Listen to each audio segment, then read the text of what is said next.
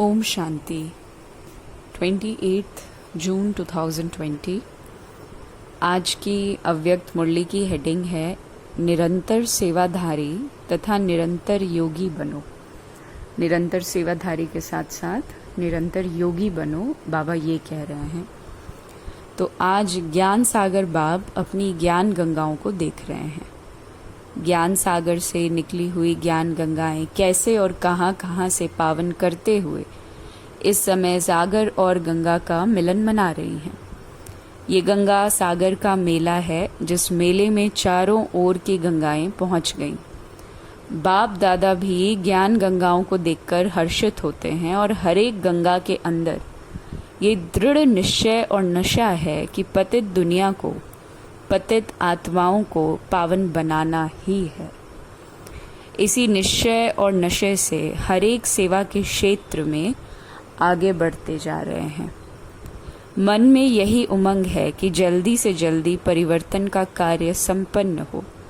सभी ज्ञान गंगाएं ज्ञान सागर बाप समान विश्व कल्याणी, वरदानी और महादानी रहम दिल आत्माएं हैं। इसलिए आत्माओं की दुख अशांति की आवाज अनुभव कर आत्माओं के दुख अशांति को परिवर्तन करने की सेवा तीव्र गति से करने का उमंग बढ़ता रहता है। बाबा ने ये नहीं कहा कि हमें रहम दिल या विश्व कल्याणी या वरदानी बनना है। बाबा ने ये नहीं कहा। बाबा ने कहा तुम हो, जैसे बाप है वैसे तुम भी हो। तो आत्माओं के दिल की पुकार सुनकर रहम आता है ना, स्नेह उठता है कि सभी सुखी बन जाएं। सुख की किरणें, शांति की किरणें, शक्ति की किरणें विश्व को देने के निमित्त बने हुए हो। तो आज आदि से अब तक ज्ञान गंगाओं की सेवा कहाँ तक परिवर्तन करने के निमित्त बनी है, ये देख रहे थे। अभी भी थोड़े समय में अनेक आत्माओं की सेवा करनी है। 50 वर्षों के अंदर देश विदेश में सेवा का फाउंडेशन तो अच्छा डाला। सेवा स्थान चारों ओर स्थापन किए। आवाज फैलाने के साधन भिन्न भिन्न रूप से अपनाए हैं, ये भी ठीक किया। देश विदेश में बिखरे हुए बच्चों का संगठन भी बना है और बनता रहेगा। अभी और क्या करना है, क्योंकि अभी विधि भी जान गए हो, साधन भी अनेक प्रकार के इकट्ठे करते जा रहे हो और किए भी हैं। स्वस्थिति, स्व उन्नति, उसके प्रति भी अटेंशन तो दे रहे हो और दिला भी रहे हो। अब बाकी क्या रहा है, बाबा प्रश्न पूछ रहे हैं। जैसे आदि में आदि रत्नों ने उमंग उत्साह से तन मन धन समय संबंध दिन और रात बाप के हवाले अर्थात बाप के आगे समर्पण किया। जिस समर्पण के उमंग उत्साह के फल स्वरूप सेवा में शक्तिशाली स्थिति का प्रत्यक्ष रूप देखा। तो जब सेवा का आरंभ किया तो सेवा के आरंभ में और स्थापना के आरंभ में दोनों समय ये विशेषता देखी। आदि में ब्रह्मा बाप को चलते फिरते साधारण देखते थे, वह कृष्ण के रूप में देखते थे। साधारण रूप में देखते भी नहीं दिखाई देता था ना, ये अनुभव है ना। बाबा को डे 1 से इस चीज का नशा था कि मैं कृष्ण हूँ, बनूंगा। ये तो फिर भी एक बहुत श्रेष्ठ विचार है, लेकिन इससे भी ज्यादा श्रेष्ठ कि मैं तो वही कृष्ण की आत्मा हूँ। डे 1 से मम्मा बाबा को नशा रहा। तो ऐसा किया ना, आदि में ब्रह्मा बाप में ये विशेषता देखी, अनुभव की और सेवा की। आदि में जब भी जहां भी गए सबने देवियां ही अनुभव किया। देवियां आई हैं, यही सबके बोल सुनते तो यही सभी के मुख से निकलता कि ये अलौकिक व्यक्तियां हैं। ऐसे ही अनुभव किया ना, तो ये देवियों की भावना सभी को आकर्षित कर सेवा की वृद्धि के निमित्त बनी। तो आदि में भी न्यारेपन की विशेषता रही, सेवा की आदि में भी न्यारेपन की, देवीपन की विशेषता रही। अभी अंत में वही झलक और फलक प्रत्यक्ष रूप में अनुभव करेंगे, तब प्रत्यक्षता के नगाड़े बजेंगे। अभी रहा हुआ थोड़ा सा समय निरंतर योगी, निरंतर सेवाधारी, निरंतर साक्षात्कार स्वरूप, निरंतर योगी, निरंतर साक्षात बाप इस विधि से सिद्धि प्राप्त करेंगे। गोल्डन जुबली तो मनाई, अर्थात गोल्डन दुनिया के साक्षात्कार स्वरूप तक पहुंचे। जैसे गोल्डन जुबली मनाने के दृश्य में साक्षात देवियां अनुभव किया, बैठने वालों ने भी, देखने वालों ने भी। चलते फिरते अब यही अनुभव सेवा में कराते रहना, ये है गोल्डन जुबली मनाना। सभी ने गोल्डन जुबली मनाई या देखी, क्या कहेंगे? आप सबकी भी गोल्डन जुबली हुई ना? या कोई की सिल्वर हुई, कोई की तांबे की हुई? ना, सभी की गोल्डन जुबली हुई। तो गोल्डन जुबली मनाना अर्थात निरंतर गोल्डन स्थिति वाला बनना। अभी चलते फिरते इसी अनुभव में चलो कि मैं फरिश्ता सो देवता हूँ। दूसरों को भी आपके इस समर्थ स्मृति से आपका फरिश्ता रूप व देवी देवता रूप ही दिखाई देगा। गोल्डन जुबली मनाई अर्थात अभी समय को, संकल्प को सेवा में अर्पण करो। अभी ये समर्पण समारोह मनाओ। स्व की छोटी छोटी बातों के पीछे, तन के पीछे, मन के पीछे, साधनों के पीछे, संबंध निभाने के पीछे समय और संकल्प नहीं गवाओ। सेवा में लगाना अर्थात स्व उन्नति की गिफ्ट स्वतः ही प्राप्त होना। अभी अपने प्रति समय लगाने का समय परिवर्तन करो।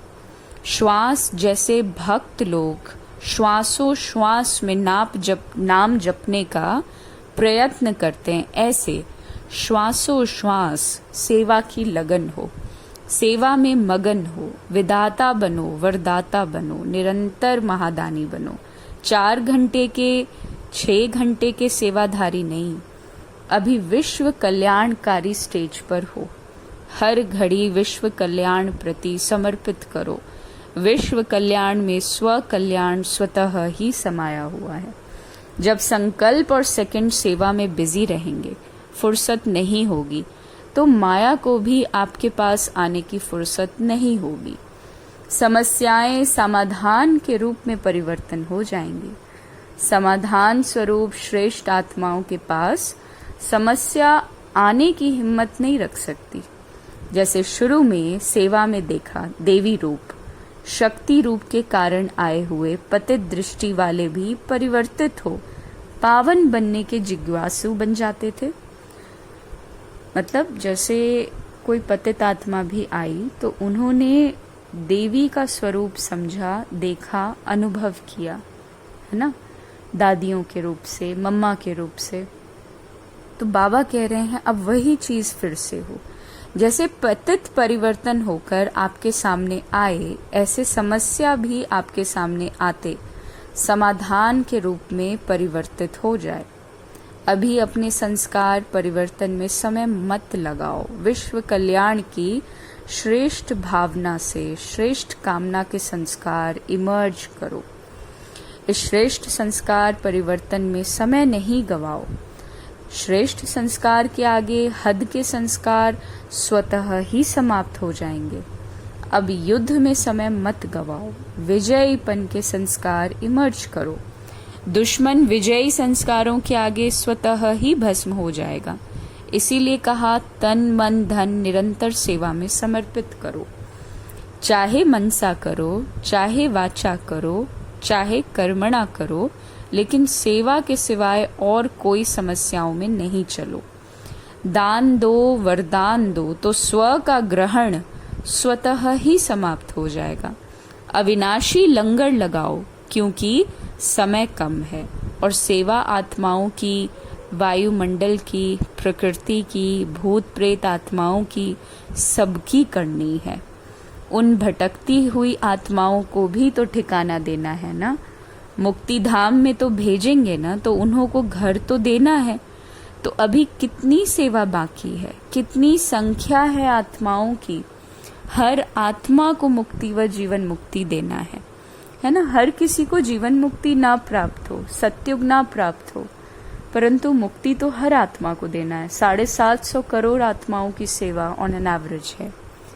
तो सब कुछ सेवा में लगाओ तो श्रेष्ठ मेवा खूब खाओ। मेहनत का मेवा नहीं खाओ, सेवा का मेवा मेहनत से छुड़ाने वाला है। बाप दादा ने रिजल्ट में देखा बहुत करके जो पुरुषार्थ में अपने प्रति संस्कार परिवर्तन के प्रति समय देते हैं, चाहे 50 वर्ष हो गए हैं, चाहे 1 मास हुआ है, लेकिन आदि से अब तक परिवर्तन करने का संस्कार मूल रूप में वही होता है, एक ही होता है, और वही मूल संस्कार भिन्न भिन्न रूप में समस्या बनकर आता है। मानो दृष्टांत के रूप में किसका बुद्धि के अभिमान का संस्कार है, किसी का घृणा भाव का संस्कार है, व किसी का दिल शिकस्त होने का संस्कार है। संस्कार वही आदि से अब तक भिन्न भिन्न समय पर इमर्ज होते रहते हैं, चाहे 50 वर्ष वाला लगा हो, चाहे 1 वर्ष लगा हो। इस कारण उस मूल संस्कार को जो समय प्रति समय भिन्न भिन्न रूप में समस्या बन करके आता है, उसमें समय भी बहुत लगाया, शक्ति भी बहुत लगा दी। अब शक्तिशाली संस्कार दाता, विधाता, वरदाता को इमर्ज करो तो ये महासंस्कार कमजोर संस्कार को स्वतः समाप्त कर देगा। अभी संस्कार को मारने में समय नहीं लगाओ, लेकिन सेवा के फल से, फल की शक्ति से स्वतः ही वो मर जाएगा। जैसे अनुभव भी है कि अच्छी स्थिति से जब सेवा में बिजी रहते हो तो सेवा की खुशी से उस समय तक समस्याएं स्वतः ही दब जाती हैं, क्योंकि समस्याओं को सोचने की फुर्सत ही नहीं है। हर सेकंड, हर संकल्प सेवा में बिजी रहेंगे तो समस्याओं का लंगर उठ जाएगा, किनारा हो जाएगा। आप औरों को रास्ता दिखाने के, बाप का खजाना देने के निमित्त सहारा बनो तो कमजोरियों का किनारा स्वतः हो जाएगा। समझा अभी क्या करना है? अभी बेहद का सोचो, बेहद के कार्य को सोचो, चाहे दृष्टि से दो, चाहे वृत्ति से दो, चाहे वाणी से दो, चाहे संग से दो, चाहे वाइब्रेशन से दो, लेकिन देना ही है। वैसे भी भक्ति में ये नियम होता है ना, कोई भी वस्तु की कमी होती है तो कहते हैं दान करो। दान करने से देना लेना हो जाता है। समझा गोल्डन जुबली में क्या करना है? सिर्फ मना लिया ये नहीं सोचना। सेवा के 50 वर्ष पूरे हो गए, अभी नया मोड़ लो। छोटा बड़ा 1 दिन का व 50 वर्ष का सब समाधान स्वरूप बनो। समझा क्या करना है? वैसे भी 50 वर्ष के बाद जीवन परिवर्तन होता है। गोल्डन जुबली अर्थात परिवर्तन जुबली, संपन्न बनने की जुबली। अच्छा, तो जो सदा विश्व कल्याणकारी समर्थ रहने वाले, सदा वरदानी महादानी स्थिति में स्थित रहने वाले, सदा स्व की समस्याओं को औरों के प्रति समाधान स्वरूप बन सहज समाप्त करने वाले, हर समय हर संकल्प को सेवा में समर्पण करने वाले, ऐसे रियल गोल्ड विशेष आत्माओं को, बाप समान श्रेष्ठ आत्माओं को बाप दादा का याद, प्यार और नमस्ते। फिर इसमें गोल्डन जुबली के आदि रत्नों से बाप दादा ने मुलाकात किया, जो आदि रत्न है स्टार्टिंग में जो नॉलेज में आए। तो ये विशेष खुशी सदा रहती है ना कि आदि से हम आत्माओं का साथ रहने का और साथी बनने का दोनों ही विशेष पाठ है। साथ भी रहे और फिर जहाँ तक जीना है वहाँ तक स्थिति में भी बाप समान साथी बनकर रहना है। तो साथ रहना और साथी बनना ये विशेष वरदान आदि से अंत तक मिला हुआ है। स्नेह से जन्म हुआ, ज्ञान तो पहले नहीं था ना, स्नेह से ही पैदा हुए। जिस स्नेह से जन्म हुआ वही स्नेह सभी को देने के लिए विशेष निमित्त हो। जो भी सामने आए विशेष आप सबसे बाप के स्नेह का अनुभव करे। आप में बाप का चित्र और आपकी चलन से बाप का चरित्र दिखाई दे। अगर कोई पूछे कि बाप के चरित्र क्या हैं, तो आपकी चलन चरित्र दिखाई दे, क्योंकि स्वयं बाप के चरित्र देखने और साथ साथ चरित्र में चलने वाली आत्माएं हो। सत्युग और संगम युग में हम आत्माओं में कोई डिफरेंस नहीं है। संगम युग और सतयुग में हम देवी देवताओं में कोई डिफरेंस नहीं है, एक्सेप्ट कि अभी हम अपने पिता के घर में हैं, है ना। और फिर सतयुग हमारा ससुर घर बन जाएगा, ससुराल बन जाएगा। क्यों? क्योंकि बाबा वहां नहीं होगा। लेकिन संगम युग में हम वैसे ही महाराजा महारानी हैं, विश्व कल्याणी हैं, जो हम सतयुग में होंगे। बस सतयुग में शिव बाबा नहीं होगा, संगम युग में बाबा है। ठीक वैसे ही जैसे कोई राजकुमारी शादी से पहले अपने पिता राजा के साथ रहती है, शादी के पश्चात पिता नहीं होता, एक नया घर, नए लोग, सब कुछ होते हैं। तो हम संगम योगी परिवार ही सतयुग में मिलेंगे, लेकिन अलग अलग रूपों में। स्मृति नहीं रहेगी कि हम संगम युग में मिले थे, केवल भावना रहेगी, फीलिंग रहेगी। और बाबा तो उसमें भी नहीं, बाबा के संस्कार लेकर के जाएंगे चरित्र में, लेकिन बाबा साकार में वहां हमारे साथ नहीं होगा, प्रैक्टिकली शिव बाबा नहीं होगा। तो बाबा कहते हैं चरित्र जो भी हुए वो अकेले बाप के चरित्र नहीं हैं, गोपी वल्लभ और गोपिकाओं के ही चरित्र हैं। तो बाप ने बच्चों के साथ ही कर्म किया, अकेला नहीं किया, सदा आगे बच्चों को रखा, तो आगे रखना ये चरित्र हुआ ना। ऐसे चरित्र आप विशेष आत्माओं द्वारा दिखाई दे। कभी भी मैं आगे रहूं ये संकल्प बाप ने नहीं किया, इसमें भी सदा त्यागी रहा और इसी त्याग का फल उसे प्राप्त हुआ, है ना। इसी त्याग के फल में क्या किया? सभी को आगे रखा, इसलिए आगे का फल उसे मिला। नंबर 1 हर बात में ब्रह्मा बाप ही बना। क्यों बना? आगे रखना, आगे होना, इस त्याग भाव से। संबंध का त्याग, वैभवों का त्याग कोई बड़ी बात नहीं है, लेकिन हर कार्य में, संकल्प में भी औरों को आगे रखने की भावना, ये त्याग श्रेष्ठ त्याग रहा।